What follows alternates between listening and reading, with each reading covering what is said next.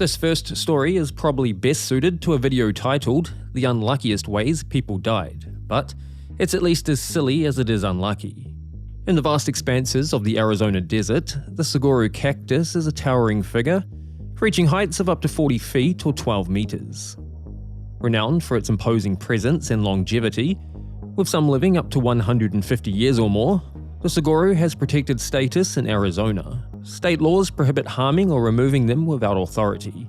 Doing so is a Class 4 felony with up to 3 years in prison.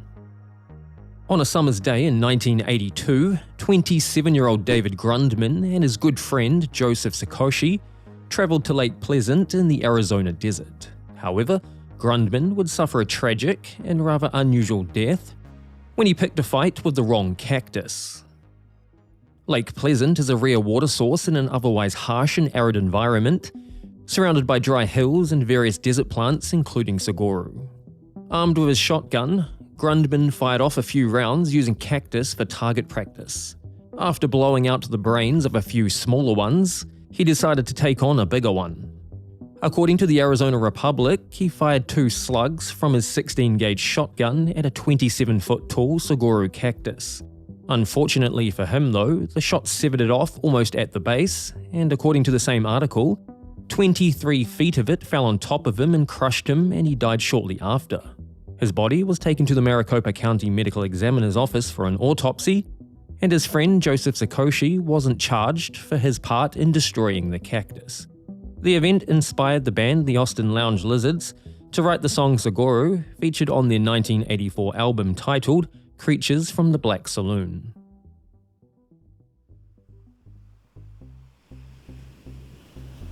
Now, this next story isn't quite a Darwin Award, as the main character managed to walk away alive, albeit minus 1 leg. But it's about as close as you can get without actually winning, and it's a story worth telling. Cape Town, nestled at the southern tip of Africa, boasts some of the world's most stunning beaches, drawing swimmers and surfers to its vast and inviting waters. The allure of the Atlantic meets golden sands in a perfect blend for water enthusiasts, from surfing to swimming and other activities. However, it's more than just humans attracted to these waters.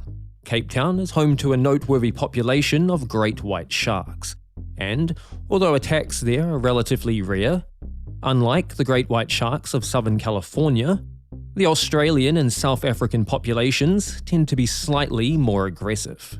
No need to worry though. Authorities have implemented several precautionary measures to detect sharks and alert swimmers and surfers of their presence before any interaction can occur. However, a warning can't save you if you choose to ignore it. It was a sunny and bright day on Wednesday, the 28th of September 2011, when 42-year-old British expat Michael Cohn went to Fishhook Beach in Cape Town for a swim. Unfortunately though, a large great white shark was also present at the beach that day, prompting lifeguards to raise white flags and sound sirens to warn swimmers not to enter the water. The same shark captured here on amateur video. Regardless, Michael entered the water anyway, perhaps banking on the idea that sharks don't have a taste for the British. As far as I can find, no one has died from a shark attack in British waters for over a century, if ever. However, in the waters of South Africa, people apparently just taste better. Ignoring the warning signs, according to an NBC article, he swam more than 50 meters or 165 feet from shore, and to make matters worse, was the only one in the water. A shark spotter on the beach was warned by another that someone had entered the water. However, before Michael could be reached, the great white shark bit off his right leg above the knee and caused major damage to his left. This image was him being pulled from the water in the moments after, as rescuers risked their lives to save his. I took off my shirt, applied it directly to the wound, and after that I just took off my belt and applied it on his leg. I just used it as a tourniquet. He was airlifted to hospital where, according to The Guardian, he required 7 litres or 1.8 gallons of blood.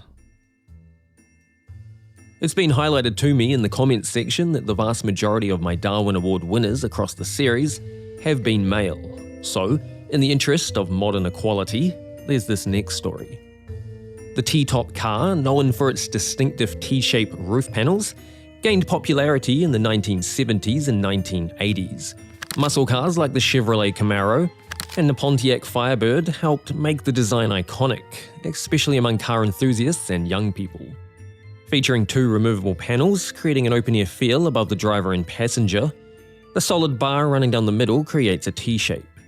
Though its appeal waned in recent years, the T-top remains a symbol of a bygone era of American car culture. On Saturday, the 14th of August 2010, 20-year-old Kalita Nicole Hicks and a friend were driving along Kentucky Highway 519 north of Moorhead in a T-top. When feeling like a break from driving, most of us will pull over and switch seats. However, Kalita and her friend decided they'd get a little creative. Driving in a T-top, Kalita attempted to exit the driver's seat by climbing up and out and over the T-top. However, as she did, her foot slipped and hit the steering wheel, causing the car to veer to the left. Sliding into the passenger seat below, her passenger grabbed the wheel and corrected it sharply to the right. With a sudden jerk, Kalita lost her balance, flew from the car and slammed into a guardrail. She was rushed to the University of Kentucky Hospital where, according to the Associated Press, died while undergoing surgery. With no harness and no second chances, free solo climbing is a test of human limits. Climbers face sheer rock walls without ropes or safety equipment. For those who push the boundaries, one mistake can be fatal, and that risk became a reality in this next story. Now, I did wonder if it was a bit harsh to include it in the video, but I think it's fair game for commentary and opinion when you're doing something so obviously dangerous. Very few free soloed harder or as often as 31-year-old Austin Howell. He had a modest following on Instagram and in 2015 enjoyed a viral moment after being filmed climbing Dopey Duck at Shortoff Mountain, barefoot, naked, and without a rope.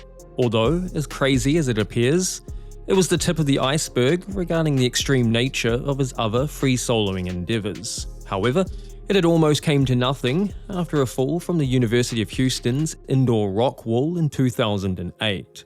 After falling 35 feet, he fractured 3 vertebrae and several bones in both feet.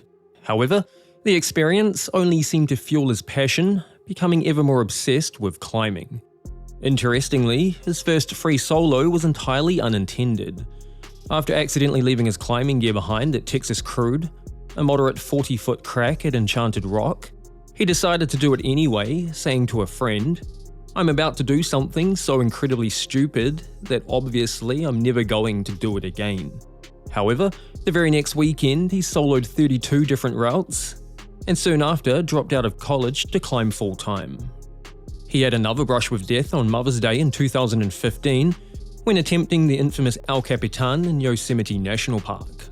Fortunately, using ropes on this occasion, he fell around 20 feet when a piece of his equipment gave way and he landed on his head. He was airlifted to hospital, suffering fractures to his wrist, his right shoulder blade, 5 vertebrae in his skull, along with destroying his left eardrum, from which he would never hear from again. However, the event had done nothing to curb his enthusiasm, and perhaps, being the enigmatic character he was, only made him more bolder. His father once said to him, "Son, you know what's going to happen if you keep doing this, right?" To which he replied, "Yeah, Dad, I thought it all through, and I'm willing to take the consequences of my actions." It was around 11:46 AM on the 30th of June 2019 when his luck would finally run out. While climbing the most challenging part of Linville Gorge on Shortoff Mountain, he lost his grip and fell more than 80 feet into a gully. Emergency services attempted CPR when they arrived, but unfortunately the fall had killed him. 2 climbers, Riley Collins and Jay Massey, were making their way down when they spotted him right before it had happened. "I knew it was him because I followed him on Instagram and he always wore that same shirt and that cap." After witnessing him slip, Collins said he simply heard him yell no. That was the only thing he said. He didn't scream or anything on the way down. He kind of knew it, I guess. That's all the stories for today's video, and if you know a Darwinian tale you think needs telling, let me know in the comments and it may make a future episode. If you enjoyed today's video, I'd love it if you subscribed and joined me for the next one. To watch another of my Darwin Award videos, you can click the link on screen. And as always, thanks for watching.